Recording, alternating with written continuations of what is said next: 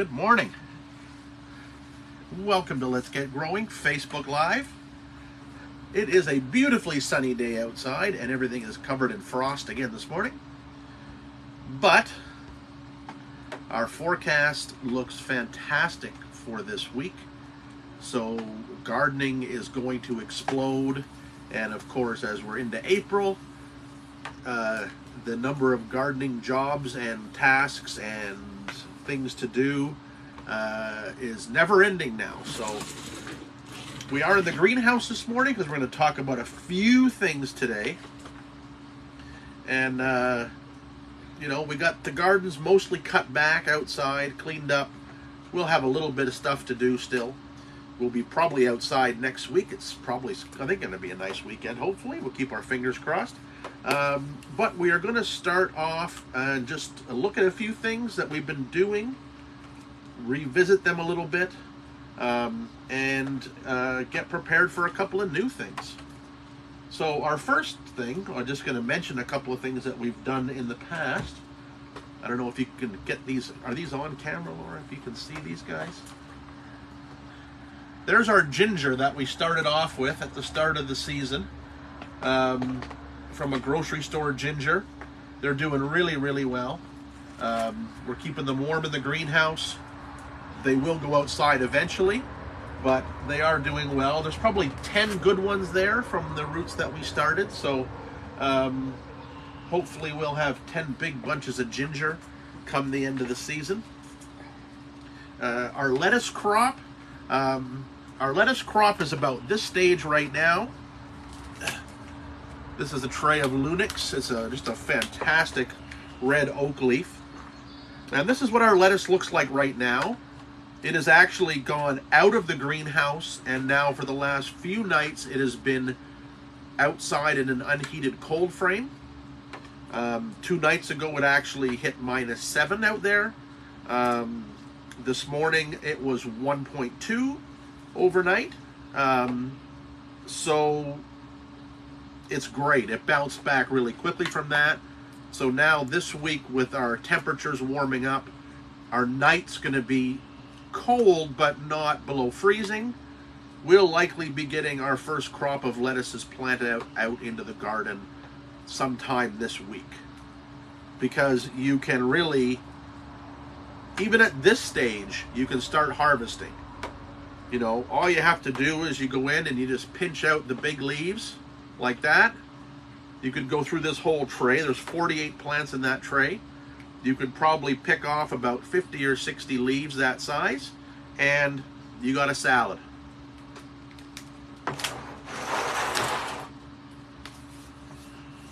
One of the other things that we started a few weeks back was our Eddos. And Eddos you can find in lots of grocery stores now.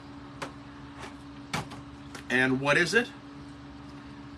It's a starchy bulb, but if you grow it, it becomes elephant ears. It's a colocasia. So we started 3. We bought 3 at the grocery store. I think we paid about $2 for 3 of them, so good deal if you want really cheap regular colocasias. We're going to follow these all season. So I got 3 for about $2. Potted them all up. This one took off really quickly. This one was a little slower. And this one is just starting to do its thing from a side bulb. The mother bulb isn't going to go anywhere, but it's nice and firm. But it sent off one of its little pups, and it's growing too. So we're going to have a nice trio for a big pot of Eddos through the summer. But this one here is growing so fast. You can see he's actually misshaping the pot. So we're going to get these out and going a little, get them a little bit bigger, so when they go planted out, and they're not going to get planted out for quite a while yet. We're first third of April. These aren't going outside for about a good 6 weeks until it's nice and warm, because they love the heat. But you can see how much growth that has put on, even from the little side shoots. Like this one didn't grow from the top, but it grew from its 2 side shoots. So pretty amazing. Certainly root bound already. So what we're going to do is we're just going to move these all up into some 1 gallon pots right there. Move them into gallon pots. Really get them growing. And then they'll be huge to plant out once it's warm. So there we go. We'll do the other ones off camera, but they're going to quadruple in size in no time, especially if the greenhouse is warm. And when the sun comes out, it gets really warm in here. Another thing that I wanted to do, when I heard that Stephen Biggs, and if you don't know Stephen and his daughter Emma, look them up. They're here in the Toronto area. Great vegetable gardening podcast. Both are very keen about growing food, and Stephen is great at growing things like lemons, other citrus, figs, things like that. And when I had heard that he was successfully harvesting olives off his olive tree, I thought, I got to get an olive tree. So I got myself an olive tree. Now, this is the European olive Arbequina. It's a self-pollinating olive. Now, this is a pretty young one, so I have no idea how long it's going to take.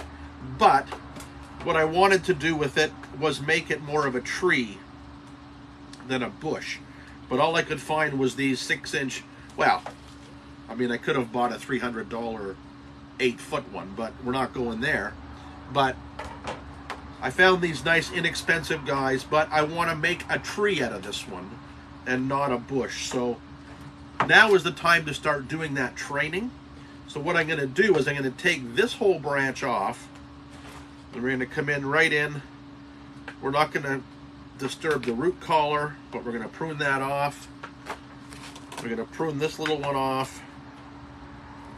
I'm going to take this one. You can see where it's been pinched here at one point in time to make it a bushy 6-inch pot. Well, we're going to work in reverse. So we're going to take those off. And then we're going to take our tree that is kind of a tree, and then we're going to start training it. I don't have anything to tie that on there with. But if we stake it here and then tie it in a few places, we're going to start being able to train it as a tree. It's going to need a taller stake, but we're going to train it as a tree, get it sort of maybe in the 5 to 6 foot range, so it's a nice patio specimen for the summer. And then hopefully at some point we're going to harvest some olives on there. I may need to go to Stephen, see if he's got any tricks on how to get it to it, but I'm sure if you've seen where olives grow, there's lots of sun, lots of heat. It'll winter in the greenhouse, of course, or in a cool room indoors, because they do go sort of, I think, semi-dormant. So we'll have fun with that as we go along. It'll get put into a bigger pot this week as well, so it's going to be ready. It's already put on an amazing amount of growth. I don't know if we can take cuttings from these, but we may try it. The stems are sort of in that right sort of cutting stage. So, you know, maybe we'll take a few cuttings from those and see what we can do. The other one that I wanted to do, and I did it a couple of years ago when it worked out really, really well, was grow some papayas from seed. So I got a nice ripe papaya here. We're going to cut it open, and we're going to have a look at the seeds, and then we're going to eat it for breakfast, but we're not going to eat the seeds. So let's have a look at this papaya. We'll just cut it in half. Oh yeah, I think it's nice and ripe. Now papayas have lots of seeds. Then you can see there they are. They look pretty good. The papaya looks great. And the seeds look pretty good too. They're nice and dark. And I think they're going to be pretty ripe. So what we're going to do with those is we're going to scrape them out of the fruit.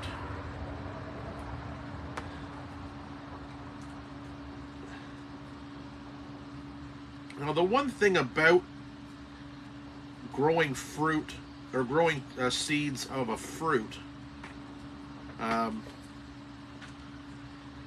is that what they're in here, in this pulpy jelly stuff, is a germination inhibitor. And so is the fruit, actually, in most cases. So what would happen in nature is this would fall to the forest floor, rot away, and then at some point when this was all rotted away, the seeds would germinate.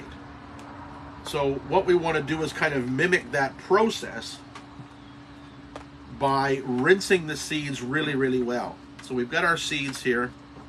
There's quite a few of them. We're going to sow them all just for the heck of it. But we're going to rinse them off.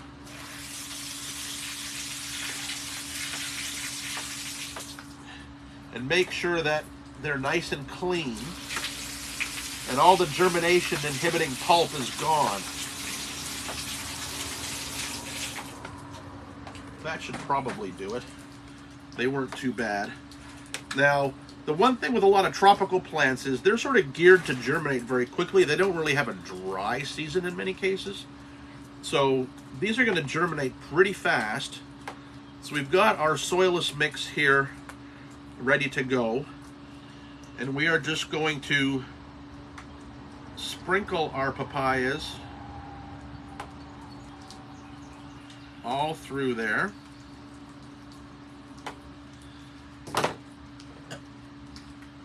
Where we've got them bunched, we're going to spread them out.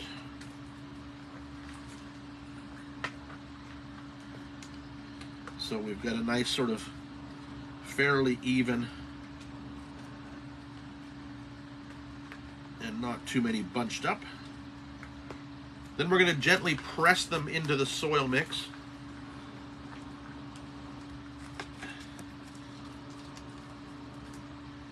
So they get good connection with the soil, and that's really, really important for seeds, is they get good connection to the soil. Then, of course, as we normally do, we're going to cover with either perlite or vermiculite. In this case, I want the seeds to stay moist. We're going to use some vermiculite to cover the seed.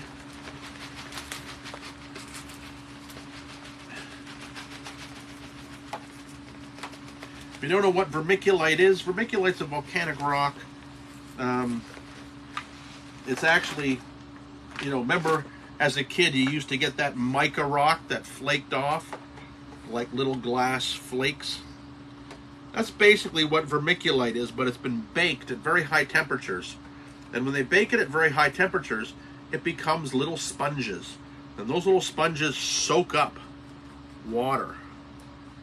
So vermiculite works as a good moisture retaining addition to soil mixes, plus making it more open and willing to collect water. So we're going to take our tray now.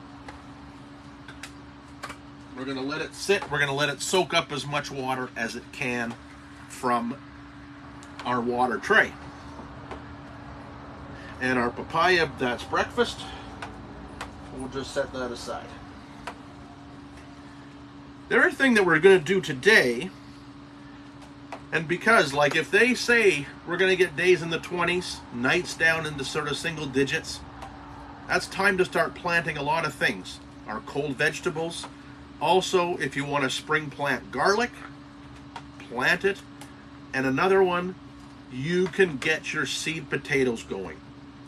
So what we're going to do is we're going to chit some seed potatoes today. This is one way to give them a head start before you plant them. You can do them a couple of different ways. So we've got our potatoes here. This is Huckleberry Gold. And you can see that they're a really nice seed potato. And here are the eyes. Okay? So these have been kept cold. If you pull a potato out of from underneath your sink that you've been sitting there all winter, it might have growths from here 6 inches long, which you don't want. But these are perfect. This is exactly what you want to see on a seed potato right now. Now, you can do them a couple of different ways. You can take this And you could just cut this into pieces. Oh, there's a bit of a rotted spot here. We're going to get rid of that. We don't want to have that on our seed potato. And you could just plant that right in the ground. That's got 2 eyes on it. You could just plant that right in the ground.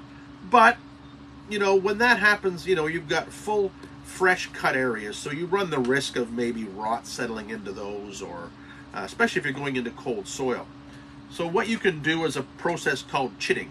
And chitting is basically just starting the seed potatoes early out of the ground. Oh, that one's pretty nasty.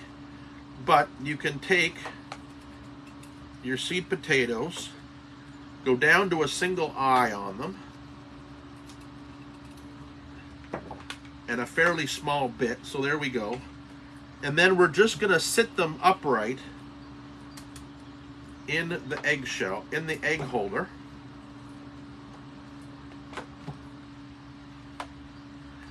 And then this way, what the potato can do is it can dry a little bit, callus over, and get a little bit started before we put them into the ground. These ones are probably going to go into soil bags. Then we may shoot that off camera and just put it up as a video. But you take each potato with a bit of an eye. This one has one main one and a couple of small ones. We're just going to put them right into the tray.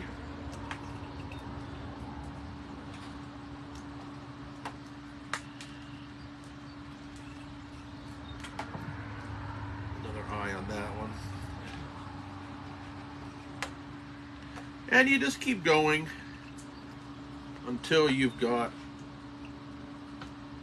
all the eyes you need. Now remember one thing with the potatoes, every one of these little things is going to make a plant. So from our 6 seed potatoes, we are going to get, well, let's see, we've got 12 so far.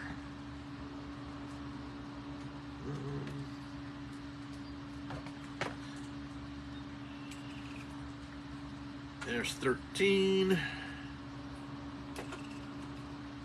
14,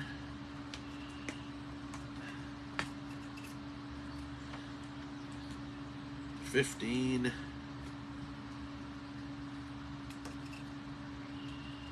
16, 17. There's at least 17 potato plants from our 6-pack there. And I'm going to just jump off camera 1 second. I'm going to get you one that we've started here. Show something pretty there, Laura. Amaryllis. Have a look up the greenhouse.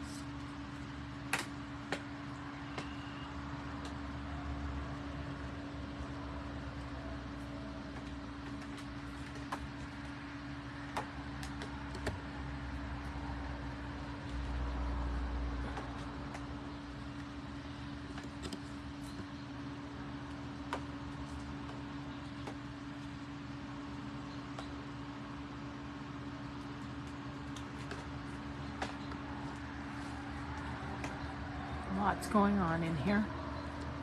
That amaryllis is one we bought in December. I guess it got moved. I can't find it now. We had a potato that we started from a chit there a couple of weeks ago indoors, but I can't find it right now. But these are going to come along very quickly. They're going to be a nice, tidy little shoot. So when we pot them up, they will be growing and give us a good head start. But they'll also be dry and calloused over the base. So Jeff? Yes. Sophie says if you do have long shoots on a potato, can you cut back the shoot? How far back, or can you just break it off completely? You know, you might be inclined to just break it off, or take it down to a very short little nub, because if you could see this up close, you would see that it doesn't just have a shoot coming off the top, it actually has shoots coming off the sides. So I don't know if you can you see it there? Yeah. There's lots of top. So if that top has grown, you might as well cut it back to about an inch or so. It's basically useless at this point. So you might as well cut it back and start it fresh again from this stage. So Mary wants to know, once outside temperatures reach 20 degrees during the day, can she put out her homemade greenhouse containers with seeds in soil? She's using clear plastic containers from blueberries, tomatoes, and strawberries. So this is that dicey time when you want to start getting stuff out and getting it hardened off. Keep a very close eye of the nighttime temperatures. Doesn't really matter what it's doing during the day. If it's above freezing during the day, great. But you gotta watch the night temperatures. So we're gonna be moving some things out onto the front porch of the house this week. We're going to move out things like our big rosemary plant, for example, which will take some cold, but, you know, I want to get it out of the greenhouse. I want to get it hardened off. So it's going to sit up on the front porch. The front porch is south facing. It gets nice and warm during the day, holds a bit of heat at night, but also is covered. So a night that gets down to 1, 2, 3, 4 degrees isn't really going to bother it. The same for hardy things. So if you've got pansies indoors that you want to get planted out this week, get them outside. Your lettuces, if you've done early Swiss chards, bok choys, a lot of those greens that can take cold should all go outside probably after tonight, unless you're going to be minus, below freezing. But you then, once you've got them outside, keep them sheltered, keep them out of cold winds, let them get acclimatized. They're going to go through a little bit of a period where they're going to be a little bit sulky and not too happy for a few days. But it really is time to get that stuff outside. If you've been growing perennials from seed, get them outside. All that kind of stuff. Just be prepared that you might have to, keep them shaded, because the sun is very strong now. And anything inside will have nothing like the sunlight exposure to actual outside sun. So you want to avoid sunburn. So keep them in sort of a semi-shady spot. Also, you want to be ready to either cover them or get them into a sheltered building at night. If we're going to get frost again, and we probably will, it's only the 9th of April. We got a month yet before we can even think about being frost-free for certain. Be prepared to either have some blankets to cover them, maybe some cardboard boxes, have a garage that you could move the trays into. But once you've started the hardening off process, you don't want to bring them back in the house. Unless we were going to have like -10. Like I mentioned at the beginning, our lettuces are out in a cold frame now. And 2 nights ago, they experienced -7, but in the cold frame. So cold is one thing. Frost settling on the leaves is something totally different. That can really damage plants being hardened off. So be prepared to cover them, but don't bring them back indoors once you get them outside. Cover them over if you need to, but that's it. Once they're out, they're out. Now, it's way too early to be putting out tender things. So if you're thinking coleus, elephant ears, canna lilies that have started, dahlias that have started. Way too early for that stuff to go outside, because a lot of it, once that stuff's growing, isn't going to be happy below 10 degrees. So it's still got to stay inside, and just, keep it growing happily until you can put it outside. And that all depends on the nighttime temperatures. The only other question is, Amanda would like to know if you're open to the public tomorrow. No, not yet. We're not open yet. It is getting close. We are probably a couple of weeks away at least. What is open now is the new website is up and running. We've got a nice perennial list on there, and I'm adding stuff every day. So you can do some pre-shopping, you can do some pre-ordering, but we are not anywhere near opening yet. Everything outside is still frozen. We still have snow in the parking lot, so we're a little ways away from that yet. But we will let everybody know as soon as we have our first open day, for sure. Any more questions? That's the only question. Is that everything? Yeah. All right. That's it for today. Like I said, watch the website. What is that you're pointing at me, Laura? Oh, yes, of course. Don't forget, the radio show is back on again for this year. CKDO 1580 AM, 107.7 FM. If you're out of our listening range, which is mostly Durham region, a little bit into Toronto, a little bit further east, you can always go to ckdo.ca and listen live Saturdays, 9 a.m. You can email questions into the radio show. Let's Get Growing at ckdo.ca. And we just confirmed that if you miss a Saturday show now, it will be posted on the CKDO websites on Monday for 1 week, so you can catch up on anything you might have missed, or catch up on the show if you happen to miss it on Saturday mornings. Our trips, I think, are basically full for this year. There might be a single spot left on each of them. Full information is on our website, masonhousegardens.com. You can have a look there. We will soon be posting our tours for 2024, so you can plan ahead. A little teaser, Chelsea Flower Show might be in the mix, but we'll let you know very, very soon. Other than that, I think we'll wrap it up for today. We'll see you next week on Let's Get Growing Facebook Live.